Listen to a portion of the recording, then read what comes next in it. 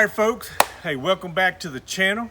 This is Rubidoux Creek Outdoors. I'm Marcel. And I'm Kojak. Hey, we've been talking about this in a bunch of different videos about doing a bug out bag.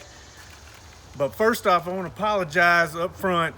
I hear traffic going up and down the road because we're close to a highway. So we had to find us a good spot that had the right lighting, right? We ain't got some direct sunlight on us. So it should be some pretty good lighting so y'all can see. And we don't have it coming and blind us, and we're not in the heat as bad. The only catch is we may have to swat a few times to fight some bugs off, because to the left, to the right, we got bugs, we got woods. So unfortunately, that's what it is. But I was gonna make this as professional as possible, but I was like, you know what? All this rehearsing and like people like to do on these videos, I ain't gonna do that. You're gonna get it live as I pull stuff out of the box. I know what's in the box because I put it in the box, right? I know what's in the box because I put it in the box and I purchased it. But we'll pull it out. It's not going to be in one particular order. I'm just going to go through. And this is going to be things that I'm building in my bug out bag. And like I always say, you do how you want to do it. This is just a recommendation, and give the general populace out there that subscribe to the channel, or even go through, just click. It may not be subscribers, but they just look at it, right? Because I'm gonna put a heading up there that says the ultimate bug out bag or whatever, something like that. I just want to get this out because unfortunately the world we live in right now is very unpredictable, right? We can stay buried in our cell phones and whatnot, wear our tinfoil hat, right? We don't want the aliens and the government reading our minds, right? So we gotta wear the tinfoil hat. So, you know, that's what people think, you know, preppers. And don't get me wrong, there's some very what's the proper word, eccentric individuals out there, that doomsday preppers, they say. But like all conspiracies, usually a certain percentage of that always comes true about 4 to 6 months later. That's just the way it is. You can look back in history, people are like, oh, this is gonna happen, and then it ends up something happening. May not be exactly the way somebody had predicted it, but something ended up happening. So, but I'm just making a funny, you know, got the tinfoil hat, right? Because people think people that prep for emergencies are tinfoil hat wearers. So, hey, it is what it is. I did the best. I'm not a professional tinfoil hat builder. I kind of threw it together just to be funny. But yeah, you know, I don't want the government or the aliens to read my mind, so I'm wearing my tinfoil hat. But getting all that out of the way, hey, we'll show this bug out bag, and like I said, you build how you like it and what fits your family, because that is the key at the end of the day, is what fits your family. I have a trio. Now, you may have to flex off on quantities and number of bags and stuff like that if you got a larger family that depends on you. It's just something you're just going to have to figure out on the dynamics. But hey, like I said, hey, y'all stay tuned, and we'll get back to the serious business. All right, folks, we're still, like I said earlier, we're fighting off the gnats and bugs and stuff because we got woods on each side of us. But we're going to try to go through this as quickly and efficiently as possible. Just, you know, for the sake of the video, and me and Kojak's time's precious as well, just like y'all's time, so y'all watching video. To your left, my right, so we have some axes over here, right? We'll get back to these later. This is one axe that's, I really got mixed feelings on it. I haven't really tested it out. It's almost got like a splitting axe wedge shape, which I think is what it's designed to do. But I ain't crazy about this knot. This is hickory. Looks like it's supposed to be 1065 steel. Like I said, I'll do some close-ups on these that you'll see here in a few. But like I said, this is one option of good axe. This does have a little bit of weight to it. That's the only one of my concerns with that. Plus the goofy, I'm not sure about this knot right here. I may modify this knot. Like I said, it's brand new. I may smooth that down a little bit. I just don't want to make sure it don't disrupt the integrity of the handle. It don't feel bad, it's just got this big knot in here. All right, next option, I picked this up at an antique store. I kind of tightened it down a little bit. I just hit on this wedge inside here. This is good USA made. It's a Marion Forge USA. It's basically got like a full size, almost a full size axe head on it. And you could swing. You could swing this with two hands. That's what I like about this. It's almost like a medium axe. I'm leaning about 70% that this will be attached to the side of my bug out bag. Can't go wrong with a good axe or a big, large hatchet. This is what most people see as a hatchet. It's little, one-handed. I got this for Kojak. Once he gets some official training on how to use it without killing himself or injuring himself, this could be something that he may attach to his own bug out bag. We got this other axe, right? This is more of a throwing axe. I got it this way the handle is shaped. This is a hickory. This is also supposed to be 1065. I do have somewhat of a little bit of an edge to it, but I haven't really worked on it. I'm going to test the hardness on it before I spend any time on the edge, just to see if it's true. What kind of carbon steel. I have special files that tell me what the hardness is of the steel. But it's, as you can see, it's kind of a S shaped, right? I mean, it's a throwing axe is what it is, but you could use it for other stuff, I guess. But that's another option. I ain't decided if I'm gonna actually carry this or not. And then I got this. This is actually a Army issued. I think it's from back in the 80s. It's a special U.S. Army Special Forces fighting tomahawk axe. Super light. It's got good steel. I think these were made by Cold Steel when Cold Steel was cool, and made a lot of U.S. made items. But this is designed for one purpose only: self-defense. You could throw it, I guess, but it's mainly for hand-to-hand combat.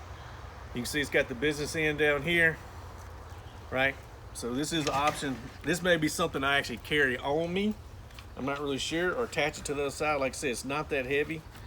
It's super light, and it puts a good edge on there, right? So we got that. So we're putting all this to the side. Kojak's got a little go bag that he got for Christmas. We talked about this earlier in the video. He's got some chem lights. I got some more to give him. He's got him a little compass, right? We're gonna start learning. We're gonna start having our training on how to use a compass. Which Kojak, you can go on YouTube and learn how to use a compass. So you know, you can do this on your free time as well, and we can practice, right? So inside, he can stash some more stuff in here, right? But this will attach to his own bug out bag. But it's got a multi-tool. That's why I was saying it's got like the hobo style. You know, Imperial and Colonial made hobo style knives back in the day. Actually, I got one that I'm adding to my bug out bag. He's got his own right here that he has, and then he's got his little EDC, right? It's got the little knife sharpener. It's got his little SDC. I would say it's a classic. Basically, it's just a larger version of the SD Classic. I mean, just really, I don't know what the actual term is for it, but it's just a bigger version. You can see how it's on the keychain. So if y'all know what it's called, I mean, I can look it up. But if y'all know what it's called, hey, be my guest. But like I said, that's his bug out kit.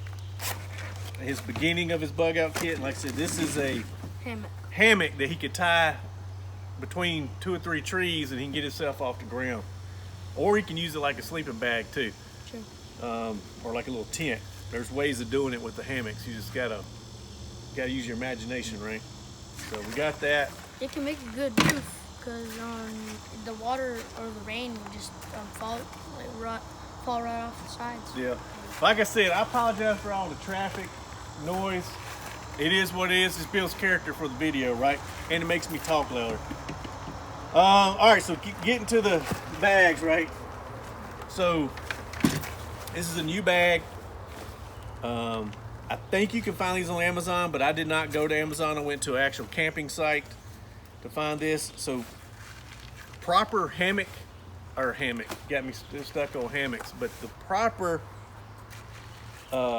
hiking bags, for the size and dimensions, they go by liters. This is a 65 liter. I should have bought a 75 liter. It is, I think it's a little taller than wider, so that's where the volume comes at. It's taller. I'm not 100% sure on that. I thought 65 liters is probably not going to be enough, but like I said, I'm going to have to do the good old game Tetris. It's just something I'm going to have to work on. I'm not going to do it in this video because it will take extremely way too long, and I don't have the patience right now to do it. Something I'm going to have to figure out. And I told y'all I do have 2 bags. I have an Army style ruck bag that I will be using plus this one. So it's going to be 2 different bags, and between those 2 would be more than enough to sustain living off the grid for probably at least a week or 2, and then the rest I'll have to figure it out after that. So yes, like I said, I got this bag. This is by Kelty, very good brand. You want to make sure it's got some form. This has a reinforced plastic skeleton inside of it, frame. It's supposed to be the same material that's made out of like what Glocks pistol handguns, the lower receiver on the Glocks are made out of. Supposed to be strong and rigid, but light at the same time, so it's not aluminum or steel. They make other ones. I'm not saying what's better or worse. I just know that was one of the key functions, is I wanted something that had a reinforced frame inside of it to be able to handle the weight loads. I didn't bring my vest because there's a million companies out there that make armored vests that you can get. So here, this is not a go bag. You could build this a go bag. This is what we call an IFAC. So this is for medical kits. Like I said, I've got stuff in here to, right now, this kit. You can buy kits already pre-made. It's got a list of stuff. This will treat trauma. What I have in here is for treating from basic wounds to trauma wounds. I'm actually gonna add a few more stuff to it. Like I said, I got a flashlight in here.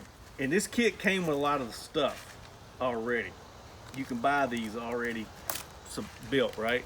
I don't have any batteries in it, but my bug out kit will have batteries. This holds 2 AAAs. It's super bright. I've already tested it, make sure it works. But you don't want to store batteries in your electronics because batteries can leak and then corrode and destroy your light. And then when you need the light, you ain't got a light. So I'd rather not have batteries and have a functioning light, because I may can find batteries in something else, right? It does come with a blade. Like I said, it came with it. It's pretty sharp already. But hey, it came with it. So it is what it is in regard to that. It's got some lanyard, 550 cord, as I like to call it. It's got all kinds of stuff. I'm not gonna dig this out, but you can go on Amazon or other sites and you can find all that you want to your heart's content, right? Make your heart warm and fuzzy with these kits. It's got it to where you can attach it around part of your bag, or you can put it on your actual kit, which is what I'm doing. You can go with a belt like this. You can find just a naked belt and then start adding stuff to it, if that's what your heart tells you to do, right? Or you get you one of these doohickeys like this that's already set up, and you have it. But I'm going to adjust around with some of this stuff. Different pouches for different things. You can put ammo, like most of all my stuff's going to probably have ammo and stuff in it. I prefer, that's one thing. It's 22 bullets. I just got just a box for demonstration purposes. For a bug out weapon, I recommend whatever your favorite handgun is. I would at least have 100 rounds for your handgun, but I would honestly flex more to your 22 long rifle. You get more bang for your buck, as they say. Like 10 rounds of 9mm, right? And make sure your Kojaks, he's listening to this because he needs to know what's going in this bag in case something happens to his old man. So you get more bang. There's 50 rounds in this. It still will kill a deer, whatever you want it to. It's all about the place shot and so on. That could be another video, but I'm not going to go on with that. So like I said, I got for my magazines, right?